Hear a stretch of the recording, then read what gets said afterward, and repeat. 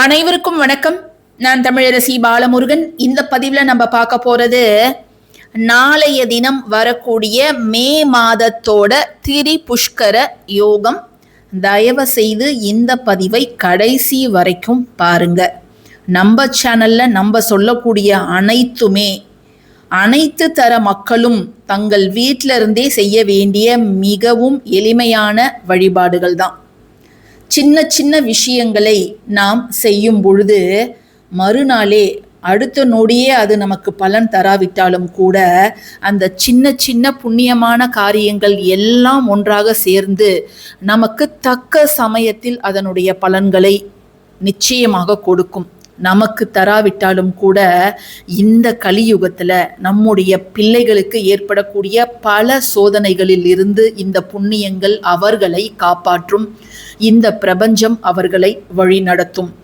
பெரிய பெரிய கோவிலுக்கு செல்வது, கூட்டத்தில் லைனில் நின்று 1000 ரூபாய் டிக்கெட் கட்டி கடவுளை பார்க்கறது, அல்லது பெரிய ஹோமங்கள் செய்யறது, இதெல்லாம் செஞ்சாதான் கடவுள் நமக்கு துணை இருப்பார் அப்படிங்கிறதெல்லாம் கிடையாது. ஒவ்வொரு நாளுக்கும் வரக்கூடிய திதிகளை பயன்படுத்தி அந்த நாளுக்குரிய சிறப்புகள் என்ன, அந்த நேரத்தில் நம்ம என்ன செஞ்சால் நம்ம குடும்பம் இன்னும் முன்னேற்றம் அடையும் அப்படிங்கிறத தெரிஞ்சுக்கிட்டு சின்ன சின்ன விஷயங்களை நம்ம செய்யும் பொழுதே மகத்தான பலன் நமக்கு கிடைக்கும். அப்படிப்பட்ட சின்ன விஷயங்களை, நல்ல விஷயங்களை, உங்களுடைய வாழ்க்கையை முன்னேற்றக்கூடிய விஷயங்களை நீங்கள் தெரிஞ்சுக்கணுன்னா தினமும் நம்முடைய சேனலை நீங்கள் ஃபாலோ பண்ணுங்க. நிச்சயமாக இப்போ நீங்கள் பார்க்க ஆரம்பிச்சிங்கன்னா கூட அடுத்த 3 மாதத்திற்குள் உங்களுடைய குடும்பத்தோட நிலைமை வேற மாதிரி மாறி இருக்கும். எது நடக்குதோ இல்லையோங்க, உங்களுக்கு ஒரு தெளிவான மனம், தைரியமான மனம், எதையும் முடிவெடுக்கும் ஒரு திறன், இவை எல்லாமே உங்களுக்கு இருக்கும். சரி, இப்போ நம்ம இந்த பதிவில் பார்க்க போகிறது நாளைய தினம் வரக்கூடிய ஒரே ஒரு மே மாதத்திற்கான திரிபுஷ்கர யோகம். நாளைக்கு ஒரு நாள் மட்டும்தான் ஒரே ஒரு திரிபுஷ்கர யோகம் தான் இந்த மே மாசத்துல வருது. எல்லாருமே கமெண்ட் செக்ஷன்ல உங்களுக்கு நம்பிக்கை இருந்தால் உங்களுக்கு நல்லதே நடக்கும் அப்படிங்கிறத டைப் பண்ணுங்க. நல்லதே நடக்கும், எனக்கு நிச்சயமாக நல்லதே நடக்கும் அப்படின்னு நான் நம்புறேன். ஸோ நானும் கமெண்ட் செக்ஷன்ல நல்லதே நடக்கும் அப்படின்னு டைப் பண்றேன்.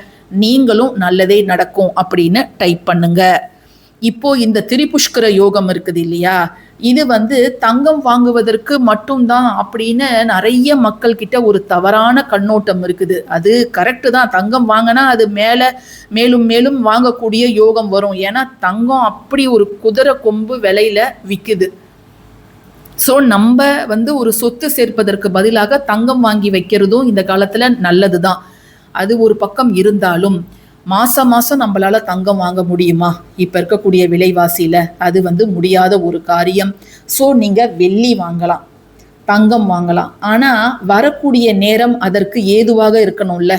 கடை திறந்திருந்தா நம்ம அந்த நேரத்துல போய் வாங்கலாம். ஆனா நாளைக்கு வரக்கூடிய நேரம் கடையெல்லாம் திறக்காத ஒரு நேரத்துல வருது. அதுவும் ஞாயிற்றுக்கிழமை பொதுவாகவே விடுமுறை நாள் அப்படிங்கிறதால நாளைக்கு இது எந்த நேரத்துல வருது அப்படிங்கிறதையும் நான் சொல்லிடுறேன்.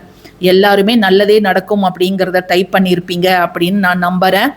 நாளைக்கு காலையில் 5:56 மணி முதல் 7:09 மணி வரை 5:56 AM to 7:09 AM மொத்தம் 1 மணி நேரம் 13 நிமிடங்கள். இது மட்டும்தான் இந்த மாதத்திற்கான திரிபுஷ்கர யோக நேரம். இந்த திரிபுஷ்கர யோகம் எப்போ வரும் அப்படின்னு பார்த்தீங்கன்னா, ஒரு குறிப்பிட்ட நட்சத்திரம், ஒரு குறிப்பிட்ட திதி, ஒரு குறிப்பிட்ட கிழமை. நாளைக்கு விசாக நட்சத்திரம், திதியை திதி, ஞாயிற்றுக்கிழமை. ஸோ நாளைக்கு இந்த நேரத்தில் யாரும் காலையில் கடைக்கெல்லாம் எழுந்து போக போகிறது கிடையாது. நீங்கள் வேணால் ஏதாவது ஆப்பில் கோல்டோ அல்லது சில்வரோ வாங்கிக்கலாம். ஆனால் நிறைய பேர் அந்த மாதிரி ஆப்ஷனுக்கெல்லாம் போக மாட்டாங்க. தாங்களே நேரில் போய் கடையில் பார்த்து அதை திருப்பி பார்த்து இந்த லைட்டில் பார்த்து அந்த லைட்டில் பார்த்து வாங்கினாதான் அவங்களுக்கு திருப்தியாக இருக்கும். காயின்ஸ் வேணால் நீங்கள் டிஜிகோல்டு ஆப்பில் நீங்கள் வாங்கிக்கலாம். சரி, இந்த நேரத்தில் நம்ம தங்கம் வாங்குறோமோ இல்லையோ சில விஷயங்களை அவசியம் செய்யணும், சில விஷயங்களை செய்யவே கூடாது, மறந்து கூட செய்யக்கூடாது. அதனால எல்லாருக்குமே இன்னைக்கு இந்த பதிவை நீங்கள் ஷேர் பண்ணுறீங்க. நீங்கள் மட்டும் பார்த்து பயனடையாமல் இப்படிலாம் ஒரு நாள் இருக்குது, இப்படிலாம் ஒரு யோகம் இருக்குது அப்படின்னு தெரியாதவங்க எவ்வளோ பேர் இருப்பாங்க. ஸோ அவங்களுக்கெல்லாம் இதை நீங்கள் ஷேர் பண்ணுங்க. நல்லது செய்கிறோமோ இல்லையோங்க, சில விஷயங்களை இந்த நேரத்தில் நம்ம செய்யும்பொழுது அது மேலும் 2 முறை நம்ம வாழ்க்கையில நடக்கும். நாளைக்கு இந்த நேரத்துல நீங்க என்னென்னலாம் செய்யலாம் அப்படின்னு பாத்தீங்கன்னா, தங்கம் வெள்ளி, வீட்டுக்கு தேவையான பொருட்கள், புது துணிகள் இவையெல்லாம் வாங்கலாம். அதை தவிர்த்து இறை வழிபாடு, தியானம், தான தர்ம காரியங்கள், புது தொழில் தொடங்குவதற்கு ஒரு பேச்சுவார்த்தை நடத்தலாம், சொத்து வாங்கலாம் இந்த யோகம் இருக்கக்கூடிய நேரத்துல. அதே போல கடன் இருந்தா அந்த கடனை அடைக்கலாம். அடமானத்துல நகை இருந்தா அந்த அடமான நகையை மீட்டுட்டு வீட்டுக்கு கொண்டு வரலாம். இப்படி இந்த விஷயங்களை செய்யலாம்.